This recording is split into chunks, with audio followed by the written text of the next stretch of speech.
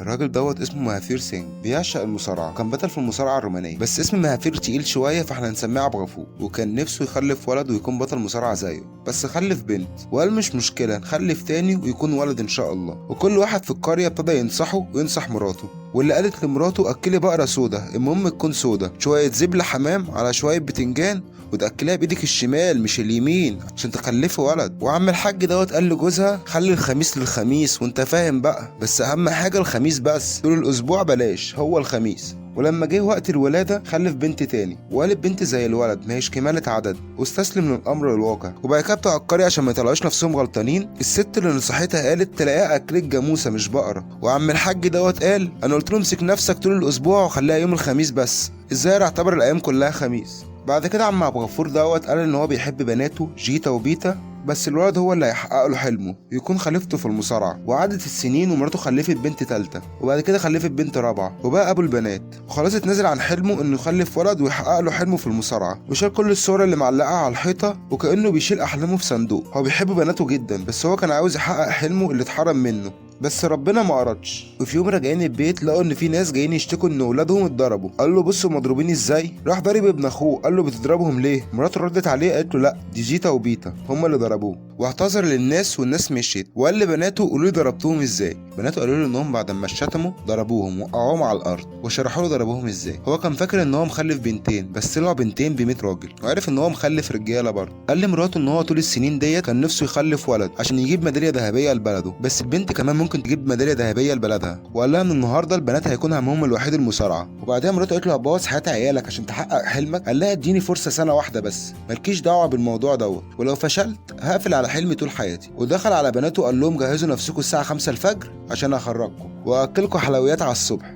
بعد كده تاني يوم الصبح خلاهم ياكلوا براحتهم، وقال لهم كلوا على قد ما تقدروا عشان من هنا ورايح هتعيشوا حياه المصارعين، ولا في اكل مسكر ولا مالح ولا مقلي. وقال لهم اعتبر دي اخر حاجه حلوه هتاكلوها في حياتكم. وبعد كده ابتدى يدربهم وحاولوا يتحججوا كذا مره وتحججوا بهدومهم، وقالوا لهم الهدوم بتاعتنا البنات ديت مش هينفع نتدرب بيها. قال لهم بسيطه وحلها لهم. وفضل كل يوم يدربهم، بس عم عبد الغفور شديد شويه بس بيحاول يقويهم، وبنى لهم حلبة مصارعه وابتدى يدربهم، بس كان عاوز ولد يكون قوي برضه يتدرب معاهم. وجاب ابن اخوه بكار عشان يتدرب معاهم، وراحوا هزمهم هما الاتنين. بعد كده دخل على بناته عشان يصحيهم، لقاهم تعبانين وقعد يدعك في رجليهم. مراته بتساله قالت له انت بتعمل ايه؟ قال لها صعب عليا ان اكون اب وفي نفس الوقت مدرب. بعد كده ابتدى يتكلم مع مراته على انهم لازم ياكلوهم فراخ عشان فيها بروتين. قالت له على جاسوس يدخل لحمه البيت، عامله زي اسراء مرات حمدي المرغلي كده. قال لي بكار بتعرف تطبخ؟ قال له لا ما بعرفش. قال له اتعلم يا حبيبي. بعد كده البنات قرروا ان هم يقولوا لعم عبد الغفور ان هم مش عاوزين يكملوا في المصارعه، راحوا عشان يتكلموا معاه وقالوا له ان احنا تعبانين قوي وبننام في الفصل والناس بتتريق علينا. قال لهم دي كلها مشاكل عاديه، قولوا لي على مشكله بجد. قالوا ان شعرهم بيقصف وانهم املوا. قال لهم شفتوا دي بقى مشكله كبيره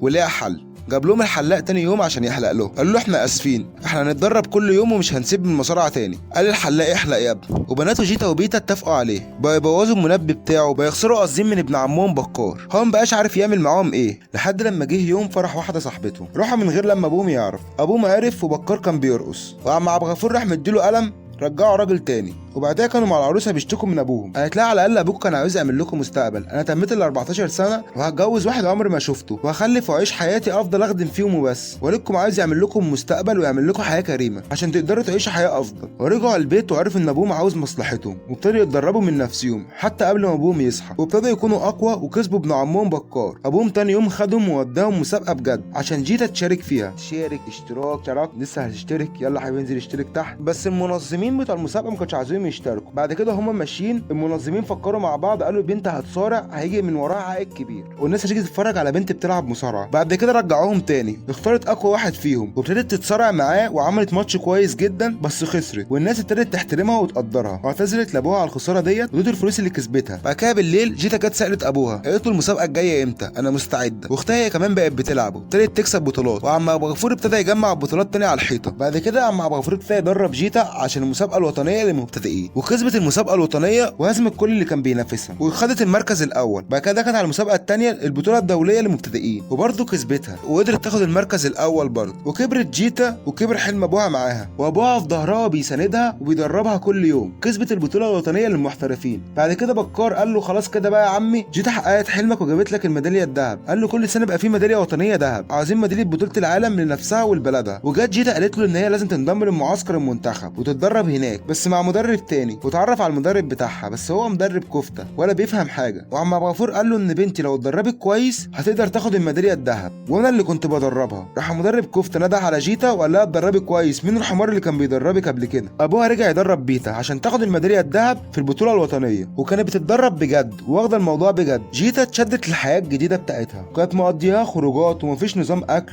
ونسيت هدفها الحقيقي انها تحقق البطوله، وطولت شعرها وكبرت من التمارين. ومدربها كفته كان بيقول لها انت تمام، ابتدت تتغرف نفسها وراحت عشان تزورهم في القريه. وابوها حس ان هي بقت مغروره. تاني يوم ابتدت تعلم اختها اساليب الجديده اللي هي اتعلمتها من المدرب بتاعها كفته. ابوها جه وقال لها انا اسلوبي غلط فيه، قالت له لا اسلوبك مش غلط بس ده اسلوب احسن من الاسلوب بتاعك. قال لها طب تعالي وريني، وراح موقعها على الارض وريني الشبح اللي جواك. بعد كده بهدلها شويه وفي الاخر عامل السن بينتشر لجيتا. جيتا مشيت وراحت تلعب البطوله الدوليه، وبيتا كانت بتلعب البطوله الوطنيه. بيتا كسبت البطوله الوطنيه وقدرت تحقق النصر لوالدها، وجيتا خسرت كل المباريات اللي كانت بتقابلها وطلعت من البطوله الدوليه. ما اصل رايي المثل اللي يثق في الكفته ما يسلمش من سياخ. وبيتا بعد كده انضمت للمعسكر، وبيتا قالت لها كلمي الحاج ابو غفور وخليه يسامحك. كلمت ابوها وفي مشهد يوجع القلب قالت له ان هي اسفه وقبل اعتذارها. بعد كده شالت شعرها بمزاجها المره دي، والمدرب كفته قال لها ان هي تتنافس على 51 كيلو مش ال 55. ابوها قال لها لا يا حبيبتي هتفوزي بال 55 وانا جاي لك. وراح زار بناته وقال لهم انتوا هتبتدوا التمرين بتاعكم الساعه كام؟ قالوا له الساعه 7 الصبح. قال لهم يبقى الساعه 5 الفجر انا هستناكم. رجعوا لايام زمان وتدريبات زمان. بعد كده مدرب كفته عارف ان هم بيخرجوا كل يوم، والبت كان الله سن ملص قالت للمدرب بتاعهم، وكان هيمشوا من المعسكر. بعد كده الحاج عبد الغفور راح اتكلم مع المديرين، والمديرين قالوا ان هم مش هينفعوا يخرجوا تاني من المعسكر وان والدهم ممنوع عليه الزياره. بس الكلام ده طبعا ما منعهوش انه يكلمهم في التليفون، وكلم جيتا في التليفون وقال لها ابعتي لي المباريات اللي انت خسرتيها كلها، وبعتها له خدها واتفرج عليها كلها. بعد كده كلمها في التليفون وقال لها توقف في اماكن الغلطات بتاعتها. وجي ميعاد البطوله ولعبت اول مباراه وخسرت اول جوله 6-0، وتاني جوله خسرت في اولها 3 نقط من اصل 6. وبعد كده ابوها فوقها وقال لها ركزي، وكسبت الجوله الثانيه. وجت الجوله الثالثه المدرب كفته قال لها دفعي، ابوها بص لها قال لها هاجمي، وجيتا سمعت كلام ابوها وهاجمت وكسبت الجوله الثالثه بس بصعوبه. وفي مباراه النص النهائي كانت هتواجه بطله العالم. كفته راح قال لها بصي انت هتهاجمي وتلعبي هجوم. ابوها قال لها انت هتدافعي وتلعبي دفاع، هي قوتها في الهجوم وانت طول ما بتدافع هي هتيأس، وساعتها هيجيلك الفرصه استغلي الفرصه وهاجميها. ولعبت اول جوله وخسرت بس المدرب كفته قال لها هاجمي. ابوها عمل لها بايده كده بس، ولعبت الجوله الثانيه وكسبت. والجوله الثالثه خلصت بتعادل، وهنا بيبقى في قرعه، واحد بيكون على شكل الهجوم وواحد على شكل الدفاع. بنسبه 99% اللي بيبقى على شكل الهجوم هو اللي بيكسب، وهنا حظها وقع على شكل الدفاع. والدفاع عشان يكسب لازم يجيب نقطه على الاقل، وقدرت تجيب النقطه ديت وتكسب المباراه. ويوم المباراه النهائيه والدها كان رايح يحضر، وجه واحد قال له ان رئيس الاتحاد عاوزه ضروري، فراح معاه ودخله اوضه وقفل عليه. طلع الواد دوت تبع كفته عشان ما يخلوش يحضر المباراه وجيتا تسمع كلامه. بعد كده جيتا قدرت تكسب الجوله الاولى، والجوله الثانيه حاولت تخلصها بس خسرت وابتدت تفقد الامل. والجوله الثالثه خسرتها 5-1. وهنا افتكرت كلام ابوها لما رماها وهي صغيره في النهر، قال لها انا مش هبقى موجوده عشانك طول الوقت، لازم تعتمد على نفسك. وهنا استجمعت قوتها بس ما كانش ناقص في الجوله اللي هي مدتها دقيقتين غير 22 ثانيه بس، وفكرت في حركه ال5 نقط، ودي حركه صعبه جدا انها تتنفذ، وهي قدرت تنفذها في الاخر وكسبت وحققت حلم والدها وكسبت الميداليه الذهب. والدها جه حد خرجه وشغلوا اغنيه والله وعملوها الرجاله بتاعت الهند، وراح حضن بنته وقلعت الميداليه واديتها له، واول مره في حياته يقول لها انا فخور بيكي. واخيرا حقق حلمه، حد من اولاده حقق الميداليه الذهب لبلده. واحب اقول بس رساله في الاخر ان الطريق بيبقى صعب، احنا بنشوف اللي بيفوز، بنشوف الحلو وبس، وما نعرفش هو تعب قد ايه في حياته عشان يوصل للمرحله دي. لو عجبك الفيديو متنساش تعمل لي اشتراك ولايك عشان يحفزنا كمل. سلام.